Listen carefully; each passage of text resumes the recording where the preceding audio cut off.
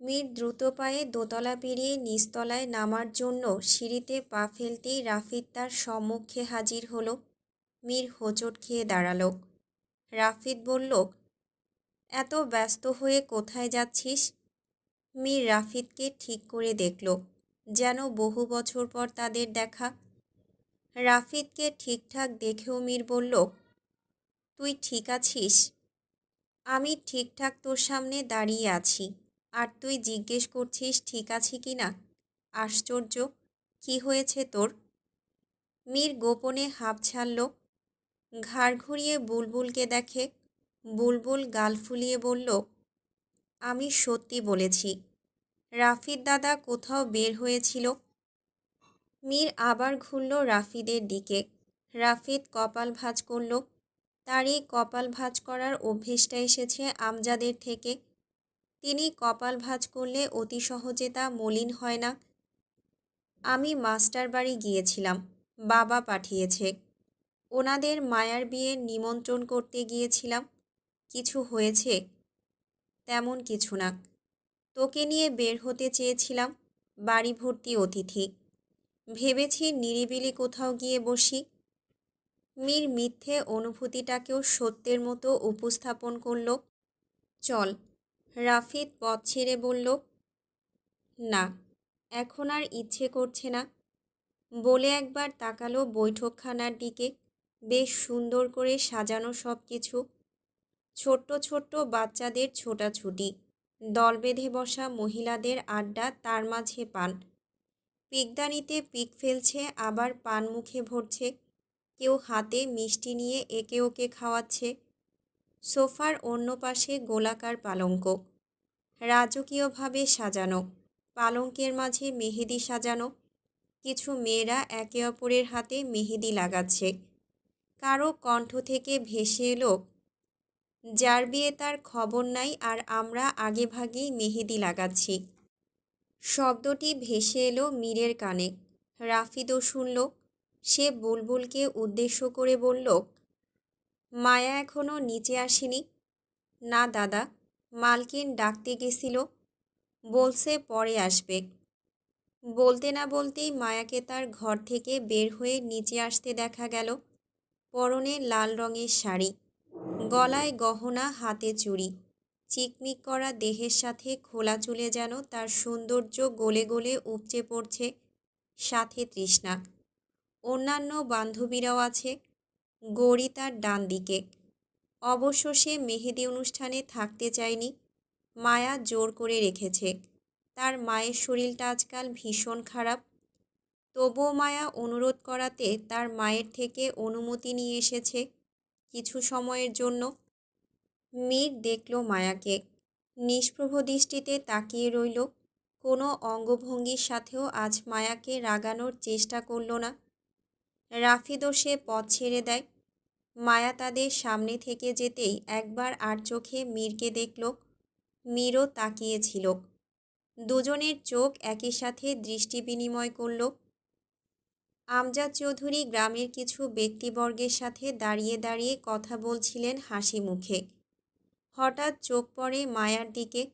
তার কথা থেমে গেল। আটকে যায় শব্দ। দু চোখ ভরে শুধু মায়ার মলিন মুখখানি দেখল। গুটি গুটি পায়ে এই তো উঠোনে দৌড়াচ্ছিল সেদিন। আদো আদো কথা বলে সারাদিন মাথা খেয়ে নিত।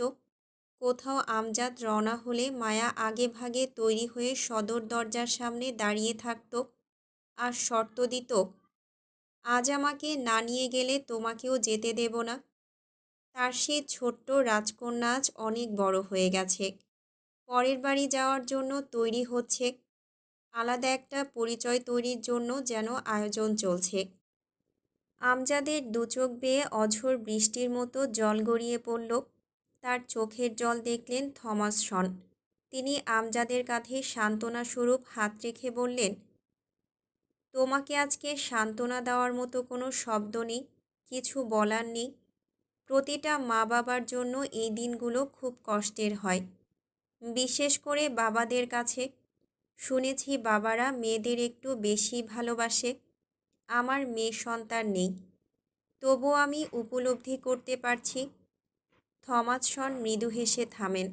ফের বললেন, যদিও আমি আমার মীরকে অনেক ভালোবাসি, ওই যেন আমার মেয়ে এবং ছেলে।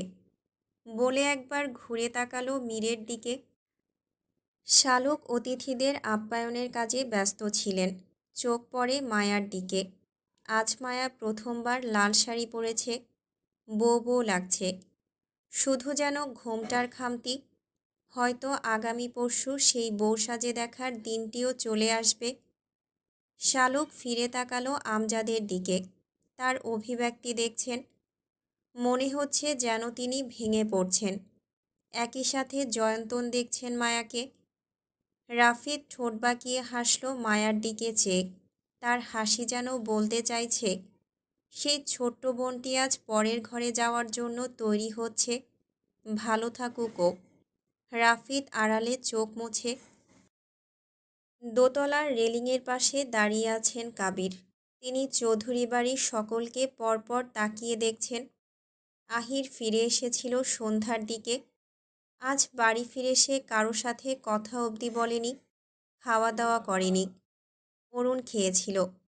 আহিরকে বারবার ডেকেছিল খেতে, যায়নি। মীরও রাফিদের সাথেও কথা বলেনি।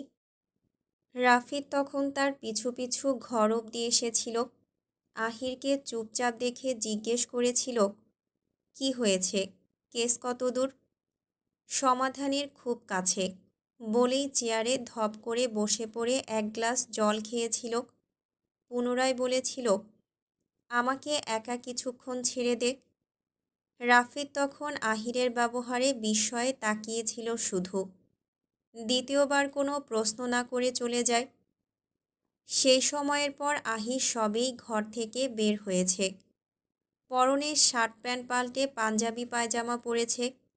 শীত ঠেকাতে একটা মোটা শাল জড়িয়েছে। সেও এসে রেলিংয়ের কাছে দাঁড়ায়। দুই হাত আলতো ছোঁয়াতে রেলিংয়ে রাখে। পাশে এসে দাঁড়ালো অরুণ। আহিরের দৃষ্টি অনুসরণ করে ও তাকালো নিচে মেহেন্দি পালঙ্কে। সেখানে কিছু মেয়েরা। আহির ঠিক কাকে দেখছে অরুণ তাকেই খুঁজছে। আহির দেখছে গৌরীকে। গৌরী মায়ার সাথে হাসি মুখে কথা বলতে বলতে দুজনে উপরের দিকে তাকায়। গৌরী দেখল আহিরকে। মায়া তাকায় মীরের দিকে। পরক্ষণেই চোখ সরিয়ে ফেলল গৌরী। মায়ার বাঁ হাতটি তখন একজন ধরল মেহেদি লাগানোর জন্য।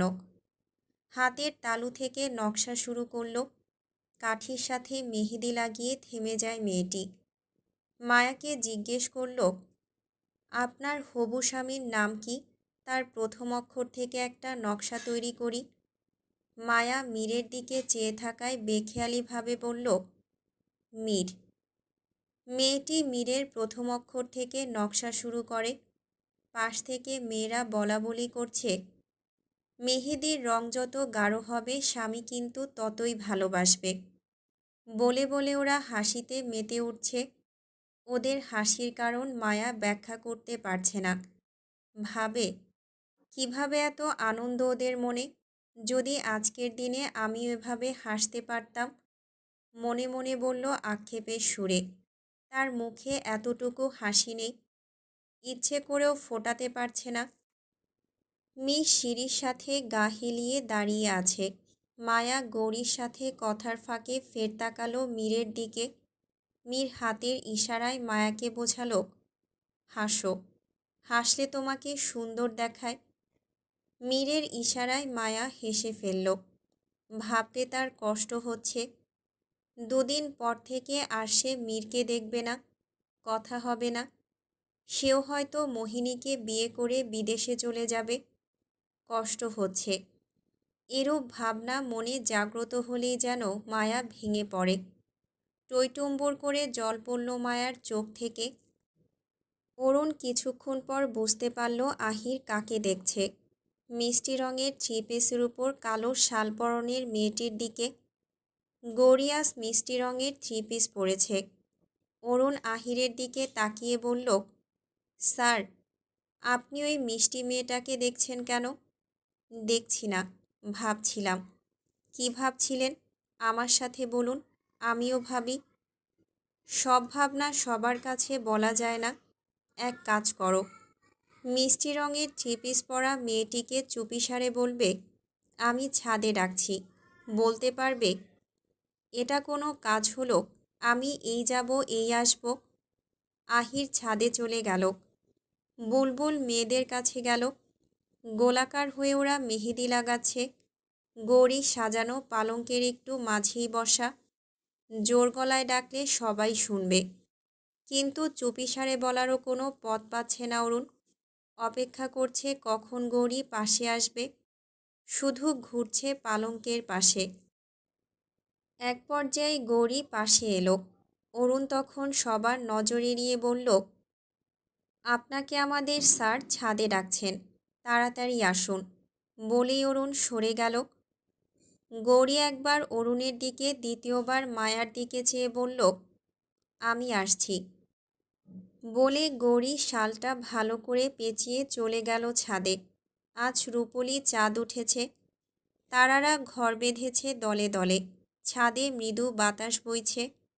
আকাশের দিকে তাকালে দেখা যায় চাঁদের গা ঘেঁষে মেঘ উড়ে যাচ্ছে।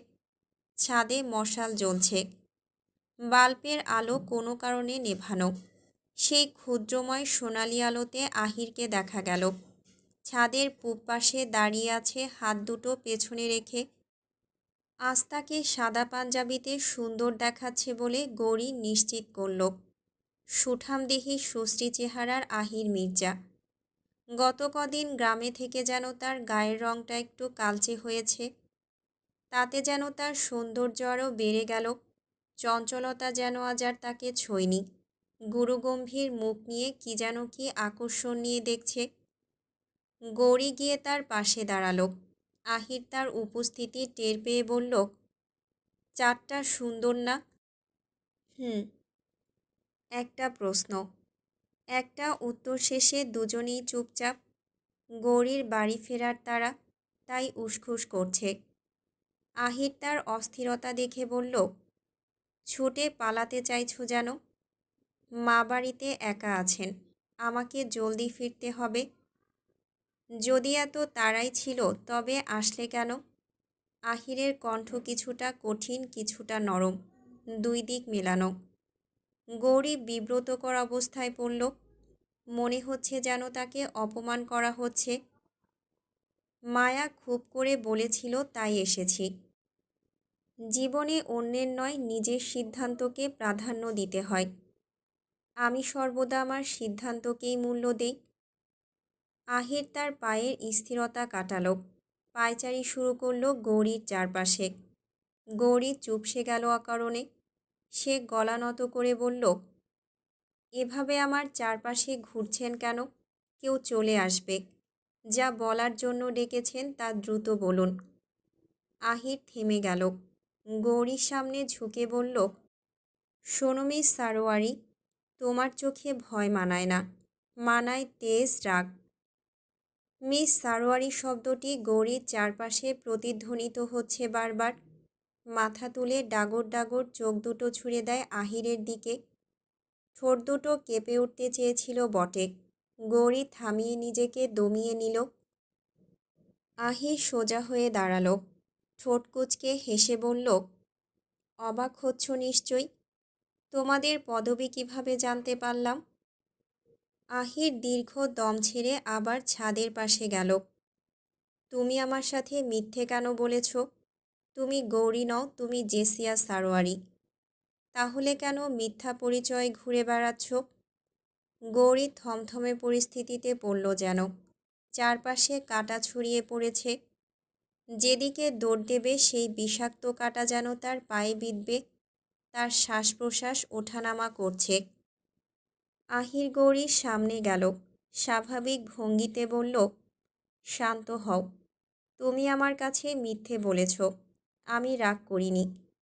আমি আহির কে তোমার সাথে রাগ করার, অভিমান করার? গৌরী কোনো কথাই বলতে পারছে না। রেলিং ঘেঁষে বসে পড়ল মেঝেতে। হাত পা এক করে নিজেকে যেন গুটিয়ে নিল। চোখ থেকে জল পড়তে শুরু করল। আহির তার কান্নার পুরোপুরি কারণ ব্যথা এখন পর্যন্ত ধরতে পারল না। সেও বসে পড়ে হাঁটু গেড়ে গৌরীর সামনে। চুপ করে কেন আছো? কিছু তো বলো। কাঁদছো কেন? তুমি তোমার আসল নাম কেন লুকিয়ে রেখেছ? গৌরী অশ্রুসিক্ত নয়নে বলল, আমার বাবার জন্য। কি করেছিলেন উনি? বিশ্বাসঘাতকতা। কেন? বাবা হয়ে মেয়ের সাথে কেন বিশ্বাসঘাতকতা করেছিল? গৌরী আহিরের আদুরে কণ্ঠ শুনে বাঁধভাঙা নদীর মতো কেঁদে উঠল। আজ যেন তার সমস্ত জমা কষ্টগুলো ভেসে উঠছে। আহিরও গৌরীর সাথে তালে তাল মিলিয়ে মেঝেতে বসল।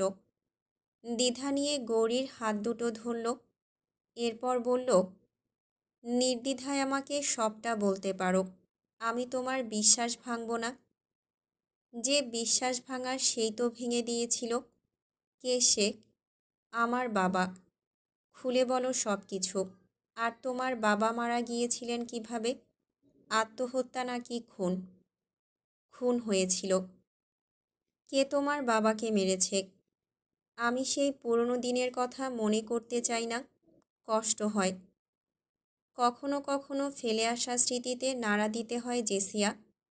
আহিরের মুখে জেসিয়া নামটা শুনে গৌরী মাথা তুলে তাকালো তার দিকে। আহির শান্ত গলায় বলল, এভাবে দেখছো কেন? নিজের আসল নামটা এত বছর পর শুনে নিশ্চয়ই অবাক লাগছে। এবার বলো, কি করেছিলেন তোমার বাবা? আর কেনই বা তাকে অন্যের হাতে প্রাণ দিতে হলো? আমার মাকে ঠকিয়েছিল। আমার মা বরাবরই নরম মনের মানুষ ছিলেন, আজও তাই। কিন্তু তখন যেন উনি একটু বেশি নরম ছিলেন। কেউ অতি সহজে ভুলিয়ে ভালিয়ে নিতে পারত। ঠিক সেভাবেই আমার মায়ের সরলতার সুযোগ নিয়েছিলেন তিনি। মা এক সময় ছিলেন সুদর্শনা নারী, যে কেউ অতি সহজে প্রেমে পড়ে যেতেন। সেদিন আমার বাবাও আমার মায়ের প্রেমে পড়েন। আমার মা মধুবনপুর গ্রামে থাকতেন, শহরের নিকটবর্তী গ্রামে। পহেলা বৈশাখে গ্রামে মেলা বসে। সেখানে মা যান গ্রামের মেয়েদের সাথে ঘুরতে। আর ঠিক সেদিন আমার বাবাও শহর থেকে মায়ের গ্রামে যান ঘুরতে।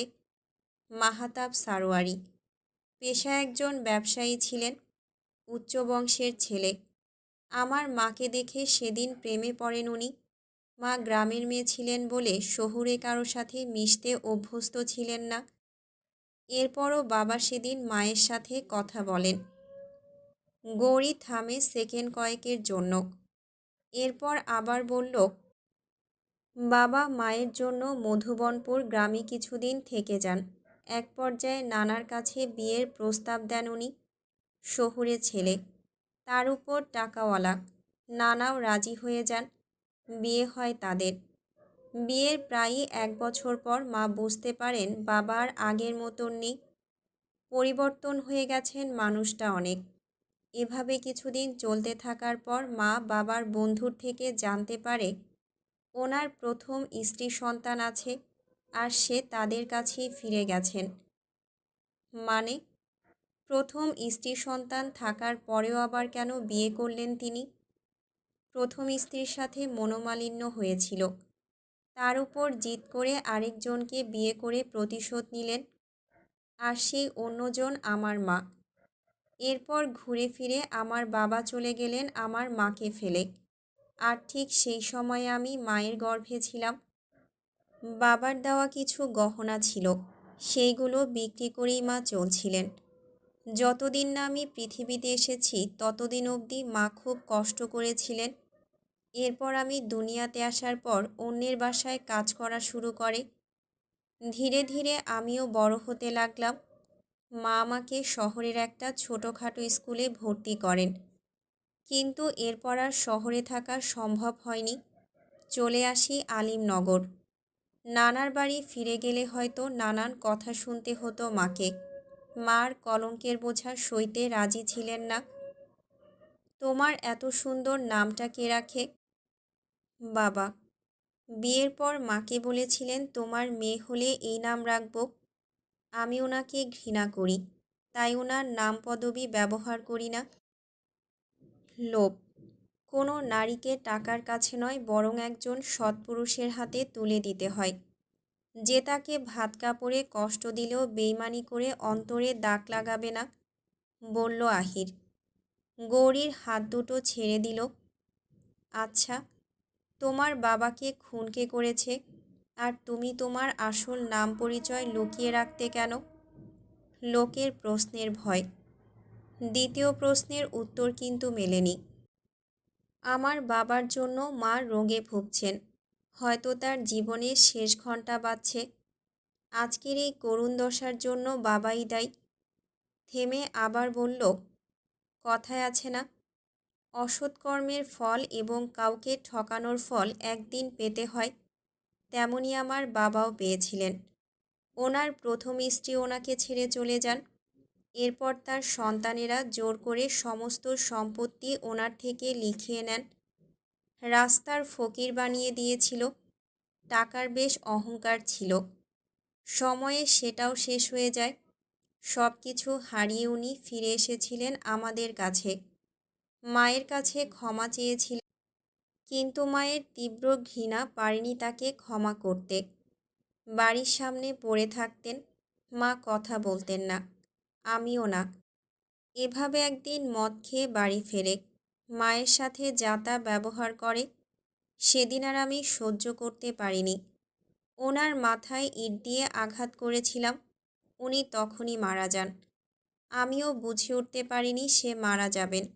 পাড়ার লোকেদের কাছে মিথ্যে বলেছিলাম বাবা কাজ থেকে ফিরেছেন। এরপর কিছু লোক এসে এক রাতে বাবাকে নিয়ে গিয়ে মেরে ফেলেন। আহির কিছুক্ষণ থম মেরে বসে থাকল।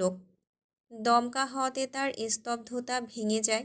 ক্লান্ত কণ্ঠে বলল, দুনিয়াতে সব থেকে অসহায় ব্যক্তিকে জানো, যে অন্যের মনে আঘাত দিয়ে দুনিয়া থেকে বিদায় নেয়, আর শেষ বিদায় নেওয়ার আগে সেই মানুষটির কাছে ক্ষমা চাইতে না পারা। আহির বিরতি নিয়ে আবার বলল, আমি ভাবি সেই নারীর কথা, যে নারীর কোমল মনে সে এতটাই তীব্র আঘাত করেছিল। এরপর সেই নারীর কাছে ক্ষমা চেয়েও আর ক্ষমা পেল না। নিজের স্ত্রীর মনে কষ্ট দিয়ে কেউ ভালো থাকে না। দুনিয়ার বুকে প্রতিটা নারীর স্বামী হোক, তবে বেঈমান প্রতারক স্বামী কারো না হোক। একটা ফুলের মতো মেয়ের জীবন নষ্ট না হোক। গৌরী চুপচাপ। সময় গড়াচ্ছে। আহির বলল, একজনের ওপর জিদ করে অন্যের জীবন নষ্ট করা মানুষগুলো কখনোই ভালো থাকে না। কিছু সুখ ক্ষণিকের হলেও চিরস্থায়ী হয় না, যদি সেই সুখটা অন্যায়ের হয়।